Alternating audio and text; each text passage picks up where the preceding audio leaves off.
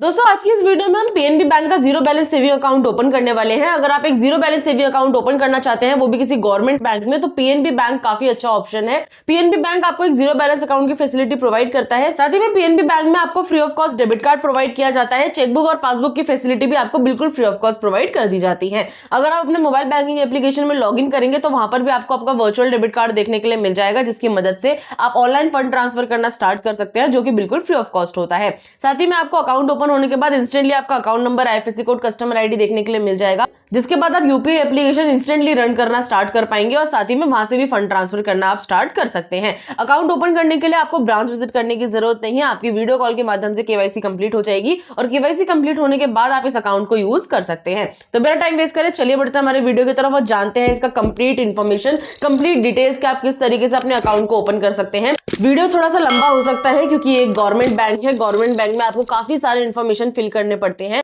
अगर आप एक भी स्टेप मिस करेंगे तो हो सकता है आपका सेविंग अकाउंट यहाँ पे सही से ओपन ना हो। तो वीडियो को बिना स्किप करे देखिएगा अगर आपको सच में अपना सेविंग अकाउंट ओपन करना है। तो चलिए फटाफट से हमारा वीडियो स्टार्ट कर लेते हैं। पीएनबी बैंक में अपना सेविंग अकाउंट ओपन करने का लिंक आपको वीडियो की डिस्क्रिप्शन में मिल जाएगा। आप लिंक पर क्लिक करेंगे तो आप डायरेक्टली पीएनबी बैंक की ऑफिशियल वेबसाइट पर ओपन हो जाएंगे। आप वहां पर देखेंगे इस तरीके का इंटरफेस आपको देखने के लिए मिल जाएगा। पेज को थोड़ा सा स्क्रॉल डाउन करेंगे तो यहाँ पर आपसे सबसे पहले पूछा जाता है कि आपने पीएनबी बैंक के साथ पहले से कोई सेविंग अकाउंट ओपन किया हुआ है। हम यहाँ पे पहली बार सेविंग अकाउंट ओपन करने वाले हैं तो हम यहाँ नो वाले ऑप्शन को सेलेक्ट कर लेंगे और उसके बाद यहाँ पर आपको बताया जाता है कि आपको वीडियो केवाईसी के लिए आगे प्रिपेयर रहना है। वीडियो केवाईसी के लिए आपको अच्छा इंटरनेट कनेक्शन चाहिए, अपना मोबाइल नंबर चाहिए जो कि आपके आधार कार्ड से लिंक होना चाहिए, एक ईमेल आईडी चाहिए और साथ ही में आधार नंबर का आपको एक्सेस देना पड़ेगा मोबाइल नंबर रजिस्ट्रेशन के लिए। अभी ये सारी बातें हम नहीं करते हैं, ये मैं आपको आगे चल करके बताऊंगी। अभी फिलहाल आपको क्या करना है, यहाँ नो वाले ऑप्शन को सेलेक्ट कर लेना है और उसके बाद यहाँ टिक बॉक्स पे आप टिक करेंगे।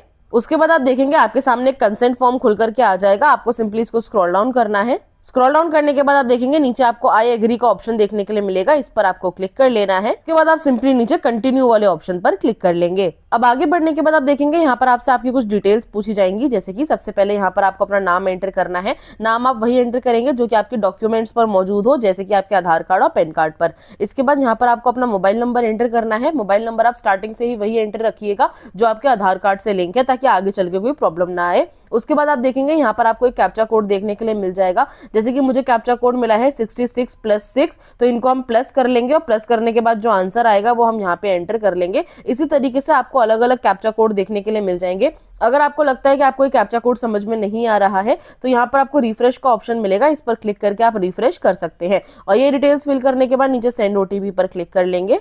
उसके बाद आपके दिए हुए मोबाइल नंबर पर एक ओटीपी कोड भेजा जाएगा, वो ओटीपी आपको यहाँ पर फिल कर लेना है और ओटीपी फिल करने के बाद नीचे आप प्रोसीड पर क्लिक कर लेंगे। उसके बाद आप देखेंगे यहाँ पर आपको अब अपनी ईमेल आईडी एंटर करने के लिए बोला जाएगा। ईमेल आईडी आप वही एंटर करिएगा जो आप रेगुलरली यूज करते हैं, ताकि आपके अकाउंट की बैंक स्टेटमेंट और आपके अकाउंट की डिटेल्स दोनों ही आपको ईमेल आईडी पर भेजी जा सके। उसके बाद नीचे सेंड ओटीपी वाले ऑप्शन पर आप क्लिक करेंगे। उसके बाद आप देखेंगे आपकी दी हुई ईमेल आईडी पर एक ओटीपी कोड भेजा जाएगा, वो ओटीपी आपको यहाँ पर फिल कर लेना है और ओटीपी फिल करने के बाद नीचे वेरीफाई एंड प्रोसीड पर क्लिक कर लेंगे। उसके बाद आप देखेंगे इस तरीके का पेज आपके सामने ओपन हो जाएगा। थोड़ा पेज को स्क्रॉल डाउन करेंगे। पेज को स्क्रॉल डाउन करने के बाद आप देखेंगे यहाँ पर आपसे आपके आधार कार्ड का नंबर मांगा जाएगा, तो अपने आधार कार्ड का नंबर आप यहाँ पर एंटर कर लेंगे और आधार कार्ड नंबर एंटर करने के बाद यहाँ डिक्लेरेशन फॉर्म पर आपको टिक बॉक्स पर टिक करना है।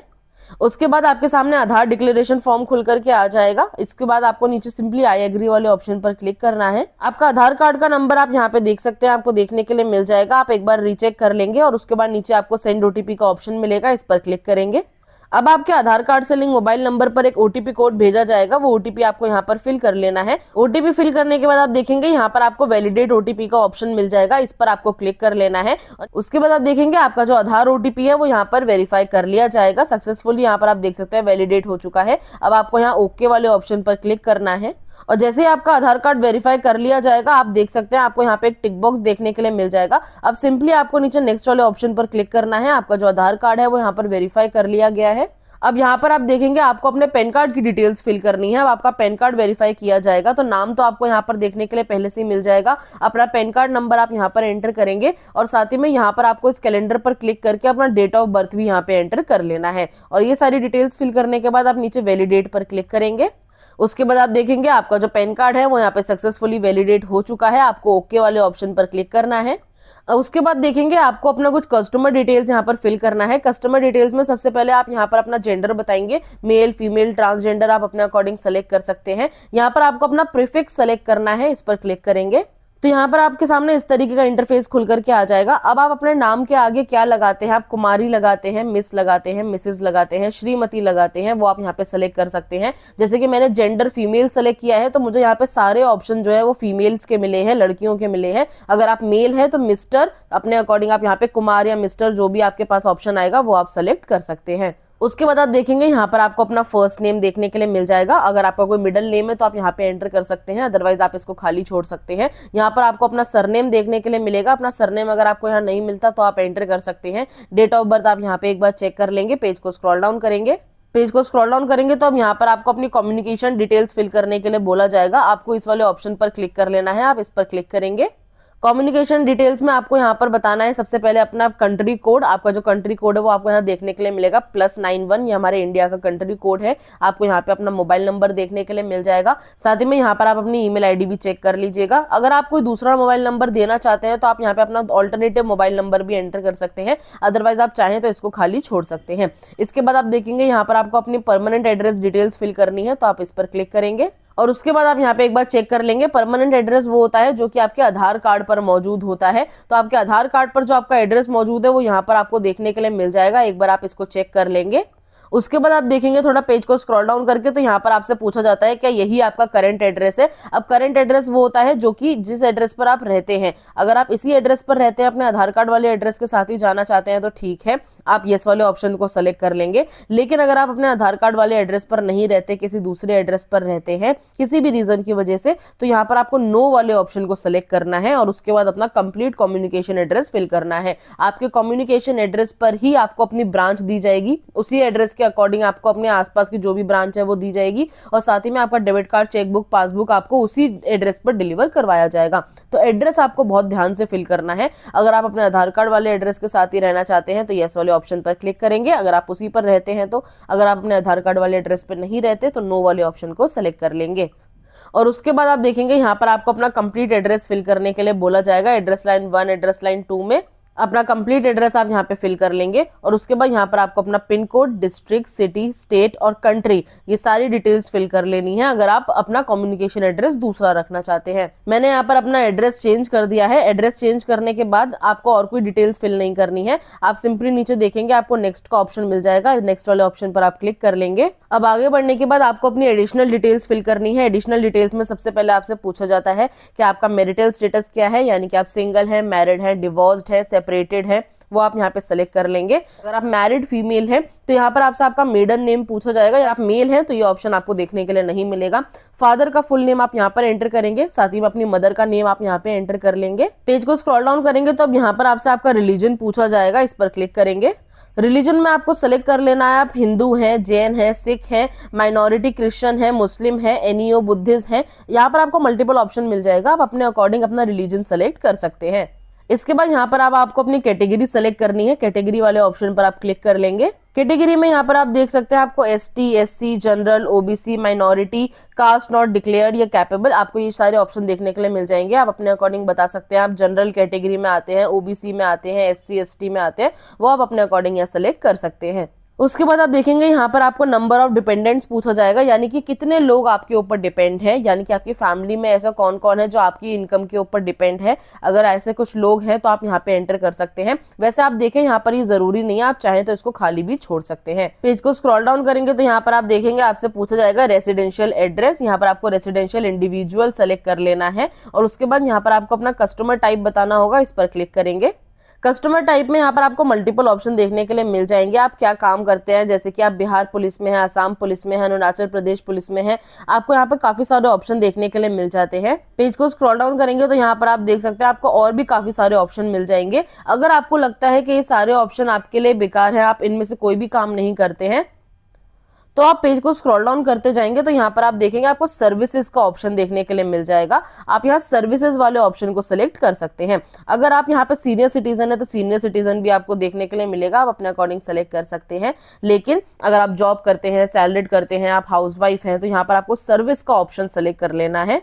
और उसके बाद यहाँ पर आपको अपना कस्टमर स्टेटस देखने के लिए मिल जाएगा। इस वाले ऑप्शन को आपको क्लिक करना है। यहाँ पर आपसे पूछा जाता है कि आप हैंडीकैप्ड हैं या फिर आप अदर्स हैं। हैंडीकैप वो लोग होते हैं जिनके हाथ पैर सही सलामत नहीं होते हैं। अगर आपको ऐसी कोई परेशानी है तो आप हैंडीकैप सेलेक्ट कर सकते हैं, अदरवाइज अदर वाले ऑप्शन को आप सेलेक्ट कर लेंगे। उसके बाद यहाँ पर आपसे आपका एजुकेशन क्वालिफिकेशन पूछा जाएगा, यानी कि आपने कितनी पढ़ाई करी हुई है वो आप यहाँ पर एंटर कर लेंगे। आपने जितनी भी पढ़ाई करी है, आप 10th 12th जितने भी आप पास हैं वो आप यहाँ पे सेलेक्ट कर सकते हैं। मोड ऑफ ऑपरेशन में आपको यहाँ सेल्फ वाले ऑप्शन पर ही क्लिक कर लेना है। डॉक्यूमेंट फॉर इनकम या फिर टर्नओवर, अगर आप इनकम प्रूफ देना चाहते हैं तो ठीक है, आप यहाँ पे नो वाले ऑप्शन को भी सेलेक्ट कर सकते हैं। यहाँ पर आप नो वाले ऑप्शन को सेलेक्ट कर लेंगे।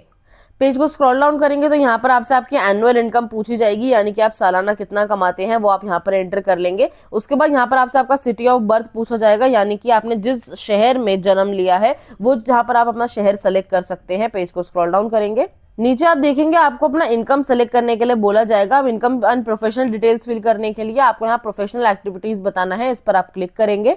यहाँ पर आप देख सकते हैं आपको मल्टीपल ऑप्शन देखने के लिए मिल जाएंगे, आप क्या काम करते हैं, या जैसे कि यहाँ पर आपको आर्किटेक्ट का ऑप्शन देखने के लिए मिल जाएगा। एग्रीकल्चर, अगर आप खेती बाड़ी करते हैं तो आप एग्रीकल्चर सेलेक्ट कर सकते हैं। इसके अलावा आप पेज स्क्रॉल करके आप काफी सारे ऑप्शन यहाँ पे सेलेक्ट कर सकते हैं। आपको जो भी सही लगता है, आप जो भी काम करते हैं वो आप यहाँ पे सेलेक्ट कर सकते हैं। जैसे कि आप देख सकते हैं मैंने यहाँ पे हाउसवाइफ सेलेक्ट किया है। इसके अलावा यहाँ पर आपको अपना ऑक्यूपेशन टाइप बताना है, इस पर क्लिक करेंगे।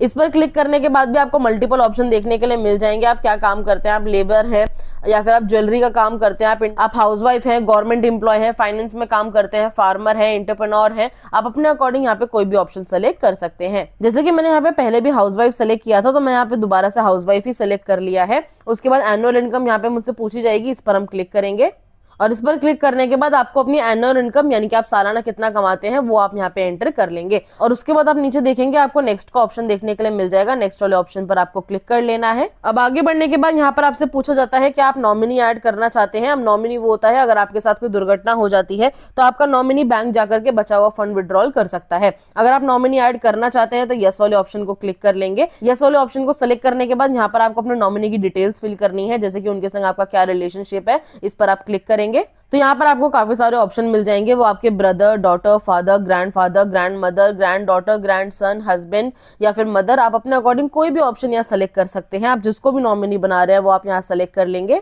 उसके बाद यहाँ पर आपको अपने नॉमिनी का नाम एंटर कर लेना है। आपके नॉमिनी का जो भी नाम हो, मान लेते हैं आप अपने फादर को नॉमिनी बना रहे हैं तो फादर का नेम यहाँ एंटर करेंगे, उनका मोबाइल नंबर यहाँ पे एंटर कर लेंगे। पेज को स्क्रॉल डाउन करेंगे तो यहाँ पर आपसे पूछा जाता है कि आपका नॉमिनी माइनर है। माइनर वो लोग होते हैं जिनकी उम्र 18 साल से कम की होती है। अगर आपका नॉमिनी माइनर नहीं है तो नो वाले ऑप्शन को सेलेक्ट कर लेंगे, माइनर है तो यस वाले ऑप्शन को सेलेक्ट कर लेंगे। उसके बाद यहाँ पर आपको उनका डेट ऑफ बर्थ एंटर कर लेना है। इस कैलेंडर पर आप क्लिक करेंगे और उनका डेट ऑफ बर्थ सेलेक्ट कर लेंगे। पेज को स्क्रॉल डाउन करेंगे तो नॉमिनी का एड्रेस आपको यहाँ पर फिल करने के लिए बोला जाएगा। यहाँ पर आपसे पूछा जाता है कि नॉमिनी आप ही के परमानेंट एड्रेस पर रहता है। अगर नॉमिनी आप ही के साथ में रहता है तो आप यहाँ यस वाले ऑप्शन को सेलेक्ट कर लेंगे, लेकिन नॉमिनी अगर दूसरे एड्रेस पर रहता है तो नो वाले ऑप्शन को सेलेक्ट करेंगे और यहाँ पे अपने नॉमिनी का कंप्लीट एड्रेस आप फिल कर लेंगे। मैं यहाँ पे नॉमिनी ऐड नहीं करने वाली हूँ तो मैं सिंपली नो वाले ऑप्शन को सेलेक्ट कर लूंगी। अगर आप नॉमिनी ऐड नहीं करना चाहते तो यहाँ पर आप नो वाले ऑप्शन को सेलेक्ट कर लेंगे। उसके बाद आपको सिंपली नीचे नेक्स्ट वाले ऑप्शन पर क्लिक कर लेना है। आगे बढ़ने के बाद आप देखेंगे यहाँ पर आपको अपनी ब्रांच सेलेक्ट करने के लिए बोला जाएगा। आपको यहाँ पे स्कीम का ऑप्शन मिलेगा, इस पर आपको क्लिक करना है। उसके बाद आप देखेंगे यहाँ पर आपको पीएनबी बैंक के काफी सारे सेविंग अकाउंट्स देखने के लिए मिल जाएंगे। अब यहाँ पर आपको सेलेक्ट करना है कि आप कौन सा सेविंग अकाउंट ओपन करना चाहते हैं। यहाँ पर आप अपने अकॉर्डिंग सेलेक्ट कर सकते हैं आपको कौन सा सेविंग अकाउंट ओपन करना है, लेकिन आज की इस वीडियो में हम जो अकाउंट ओपन करने वाले हैं वो पीएनबी बैंक का उन्नति सेविंग फंड अकाउंट ओपन करने वाले हैं। यही saving account zero balance account की तरह आपको प्रोवाइड किया जाएगा और आप इस अकाउंट को यूज कर सकते हैं बिना किसी परेशानी के। तो हम इस सेविंग अकाउंट को ओपन करने वाले हैं, इस पर आप क्लिक कर लेंगे। उसके बाद आप देखेंगे यहाँ पर आपको अपनी ब्रांच सोल आईडी सेलेक्ट करने के लिए बोला जाएगा, इस पर आपको क्लिक करना है। इस पर क्लिक करने के बाद आपको अपने नियरेस्ट ब्रांच देखने के लिए मिल जाएगी। वो ब्रांच आपको यहाँ पे सेलेक्ट कर लेनी है अपने एरिया के अकॉर्डिंग। और उसके बाद आप देखेंगे ब्रांच नेम आपको यहाँ पर देखने के लिए मिल जाएगा। जो भी आपकी ब्रांच का नाम होगा वो आप यहाँ पे देख सकते हैं। पेज को स्क्रॉल डाउन करेंगे तो यहाँ पर आपको गेट स्कीम डिटेल्स का ऑप्शन देखने के लिए मिल जाएगा। आप चाहें तो इस पर क्लिक करके डिटेल्स चेक कर सकते हैं, अदरवाइज जरूरी नहीं है, आप इसको ऐसे ही रहने देंगे। उसके बाद आप नीचे देखेंगे आपको क्या क्या फैसिलिटीज चाहिए सेविंग अकाउंट में, वो आपको यहाँ पे क्लिक कर लेनी है। जैसे कि SMS अलर्ट और ई स्टेटमेंट तो आपको भेजी ही जाएंगी। जो भी आप ट्रांजेक्शन करेंगे उसके SMS आपके पास आएंगे। आपकी बैंक अकाउंट की स्टेटमेंट हर महीने आपको आपकी ईमेल ID पर भेजी जाएगी। इनके अलावा आपको जो जो इन्फॉर्मेशन चाहिए, जो जो आपको फैसिलिटीज चाहिए वो आप यहाँ पे सेलेक्ट कर सकते हैं। जैसे कि अगर आप डेबिट कार्ड लेना चाहते हैं तो आप डेबिट कार्ड वाले ऑप्शन पर यहाँ क्लिक कर लेंगे, आपको free of cost debit card दिया जाएगा। चेकबुक भी आप यहाँ पे सेलेक्ट कर सकते हैं, ये भी आपको फ्री ऑफ कॉस्ट दी जाती है। मोबाइल बैंकिंग आपको जरूर यूज करनी चाहिए, मोबाइल बैंकिंग वाले ऑप्शन को भी क्लिक कर लेंगे और इंटरनेट बैंकिंग भी आपको ऑन कर लेना है। और ये डिटेल्स फिल करने के बाद नीचे नेक्स्ट पर क्लिक करेंगे। ये सारी डिटेल्स फिल करने के बाद आप देखेंगे आपको कस्टमर डिटेल्स देखने के लिए मिलेंगी, यानी कि एक रिव्यू देखने के लिए मिल जाएगा। अभी तक आपने जितनी भी डिटेल्स फिल करी है वो यहाँ पर आप सारी चेक कर सकते हैं। सारी डिटेल्स एक बार चेक करने के बाद अगर आप कुछ एडिट करना चाहते हैं तो एडिट वाले ऑप्शन पर क्लिक करके कर सकते हैं। अदरवाइज अगर सब कुछ सही है तो आप इसको ऐसे ही रहने देंगे।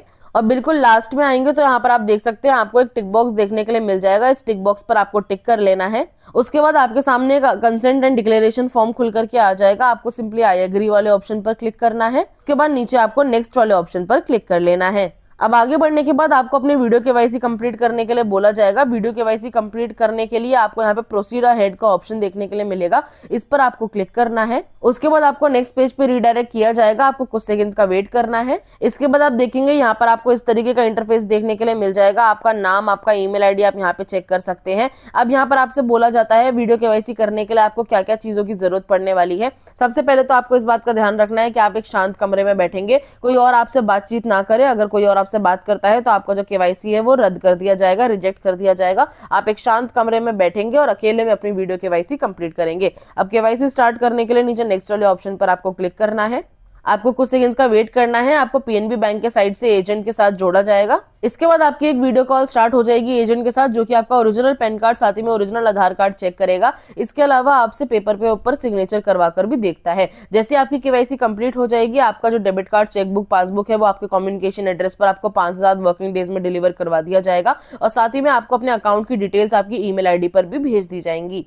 यहाँ पर आप चेक कर सकते हैं मेरी ईमेल आईडी पर मेरे को यहाँ पे सारी डिटेल्स भेज दी गई हैं, जैसे कि मेरी कस्टमर आईडी, मेरा अकाउंट नंबर, मेरा ब्रांच नेम, मेरा आईएफएससी कोड। इन डिटेल्स की मदद से मैं ऑनलाइन ट्रांजैक्शन करना स्टार्ट कर सकती हूँ और साथ ही में मोबाइल बैंकिंग एप्लीकेशन में भी लॉग इन कर सकती हूँ। अब ये था पूरा प्रोसेस पीएनबी बैंक में अपना सेविंग अकाउंट ओपन करने का। आई होप आज का ये वीडियो आपको इन्फॉर्मेटिव लगा होगा। और अगर आपके कोई डाउट्स है तो आप मुझे नीचे कमेंट बॉक्स में पूछ सकते हैं, मैं आपके कमेंट्स का जरूर रिप्लाई करूंगी। अब मैं मिलती हूँ आपसे नेक्स्ट वीडियो में नेक्स्ट टॉपिक के साथ। आज के लिए धन्यवाद।